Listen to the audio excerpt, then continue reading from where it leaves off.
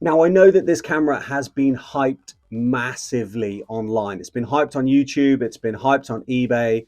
They're actually pretty expensive to pick up. Plastic, clamshell bodies, and they really don't look like much.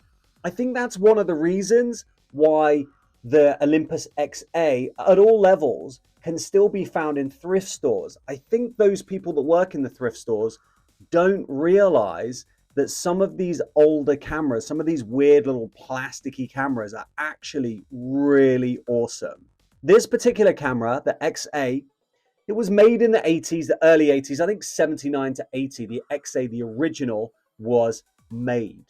And it was made as a passion project for its designer. His name I will not pronounce because I'll probably mess it up, but it's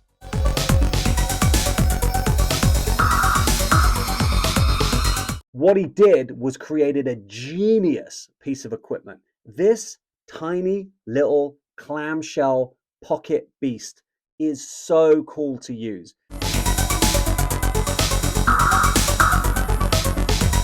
If you've never used an Olympus XA or something like this, predominantly this tiny little camera is actually a rangefinder. What that means is that it focuses using the rangefinder principle. So when you look through the viewfinder, you have a little rangefinder patch. The image you're focusing on is going to be split. And when the image is a whole image, then that's the camera focus. That's the composition focus.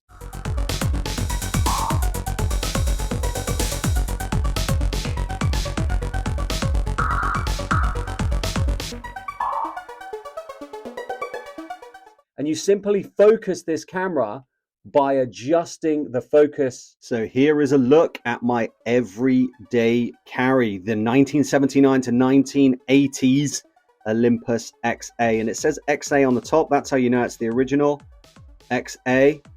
Red button, that's my shutter release, and then it's clamshell. So I open, look through the viewfinder here, and on this side, if you can see, this is an aperture priority camera all the way to the top when you got the flash on, and then you can see the red 5.6, my f-stop there.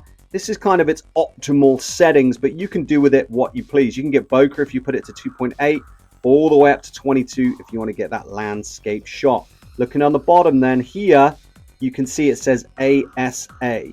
So I'm going to set my ASA, my ISO, using that mode there. You can see you can just set it, fire and forget. Portrait 400 in here at the moment, so I've got it set to 400. And at the bottom then, this little lever here is how we go ahead and focus the camera. You can see when I move the bottom lever, the top changes, the number changes. That's in feet, so 2.8 feet all the way out to infinity. Some people don't like this, but I love the way you focus this camera. And then you look through the viewfinder in order to get that composition and check your focus. But another beautiful feature on the bottom, you can actually use exposure compensation. You see there, if it's a backlit individual, exposure compensation. If I go to check, you see the camera beeps, red light comes on. That is my battery check, and then self-timer. The good thing about the self-timer, again, this is a genius design, is that you see this little thing here, this little clip, that enables me to stand the camera up. Now it's not going to fall over because of the clip there, enables the camera to stand still for that self-timer. Batteries go in the bottom there. Very, very readily available batteries. Bottom plate, metal, back door, metal. This is my advance or my shutter advance. If you look at the Rolly rangefinders, or if you look at some of the other rangefinders, the lens protrudes. Not on this bad boy. It's going to fit straight in your pocket. That is the Olympus beautiful, wonderful XA. Boom. Get one. And this is the flash. Flash simply screws onto the side. Set your ASA to match whatever ASA you've got in the camera. And that is the camera with the flash. Beautiful. Still pocketable. Still wonderful. The Olympus XA. Boom. So, a response to a question.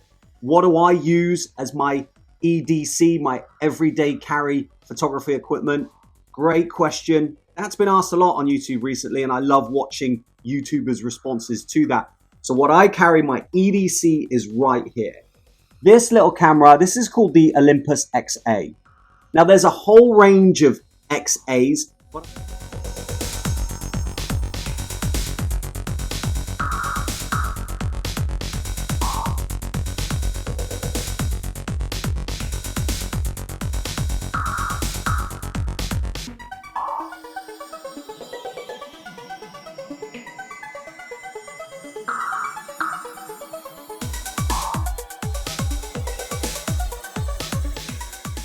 But I use the original. This is just literally, if you look on the top, it says XA. The reason that I like the XA itself is because it's a true little rangefinder camera. Now the XA itself is gonna be one of the priciest of the bunch. And the reason is, I think it's got like a cult following to it. I've had this one a long time and paid no money for it. But expect to pay upwards of $100 to $150 for them. Now, it doesn't look like much. It's just a little plasticky looking pocket camera. This particular XA, I take with me everywhere. Very simple reason. Look how big it is. It is tiny. I use this camera for my capturing of my family moments, my vacation moments. If I'm on a train and I see something cool. If I'm walking around and I see something cool. But bearing in mind, you guys, this is still a 35mm camera. So it takes Portra 400. Cinestill, my 800T, whatever I want. I love putting HP5 through this camera. Another reason why I love it, absolutely tiny, very inconspicuous. If I'm rocking around with my Nikon F3, one of my favorite SLR cameras, and I pull this beast out, people are going to wonder what's going on.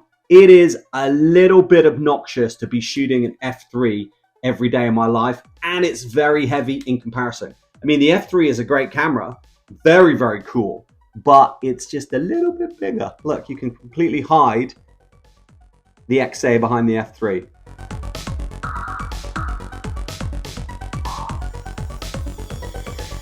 The XA relies on batteries. If there are no batteries in the camera, or the camera isn't firing, check, replace the batteries. That's going to be your initial issue. Other issues, the shutter won't fire. If that happens, you can get the camera sent off to repair, but to be honest, that's going to cost a fortune. So you might as well, before buying it, ask the seller if the camera functions and if it fires. And if it does, boom, grab it. She weighs about 200 grams, 225 grams, I believe. So you can just put this in your pocket, anywhere you go, open that clamshell, take a shot, boom, you're good. So that was the answer to my EDC question. I would fully recommend the Olympus XA. Great little camera, beautiful in the pocket, takes great images. And if you get one, it's only going to increase in value.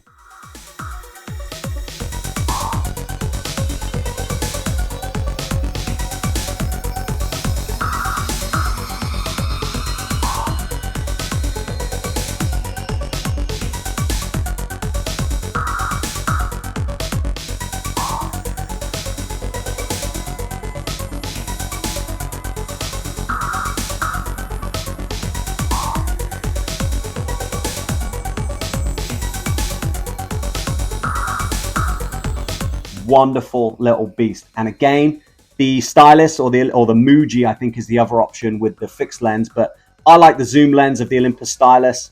I prefer that because it gives me my zoom range. I prefer that because it gives me the ability to zoom, but the Olympus XA is my go-to everyday carry. Now, I always carry a digital camera with me as well. This is called the Camp Snap. It's an 8 megapixel analog-ish digital camera that is developed or was developed relatively recently, and I'm going to do a whole video on this. It doesn't have a screen where you can view your images you took. It has an 8 megapixel fixed lens. There's no focus on it. You just point and shoot. Very analog feeling camera but this is actually a digital camera and I can upload my images directly to my laptop. I can actually pull the SIM card out if I want, or I can just plug it into my laptop and upload those images. Wonderful little camera. So I carry with me every day a 35mm and a digicam. Boom. This doesn't weigh anything and it's super solid. These are basically designed for kids, but the images that I get are wonderful just for document and everything. And then my 35mm with HP5, boom, Olympus XA. Hope that answered the question. Hope you enjoyed that video. Thanks for coming along. Let me know in the comments, what do you carry every day? What's in your pocket? What's in your sling? Do you like these cameras? Do you use these cameras? Let me know. I'm super interested to find out. Thanks, guys. See you on the next one.